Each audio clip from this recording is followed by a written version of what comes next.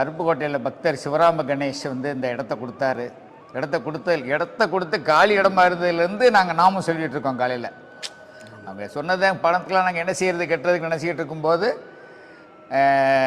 Justice ஐயாவும் மாதாஜி அவர்களும் சொன்னாங்க, ஒரு படத்தை கொடுத்து இந்த படத்தை வச்சு நாமத்தை சொல்லுங்கள் எல்லாமே நடக்கும் அப்படின்னாங்க. வெறும் காலி இடத்துல இங்கே வச்சு காலையில் அதிகாலையில் 6 to 7 வந்து பக்தர்கள் கூடி நாம சொன்னோம். அது இன்னைக்கு வரைக்கும் நடந்துக்கிட்டு இருக்காது. 2015 ஆரம்பித்தது.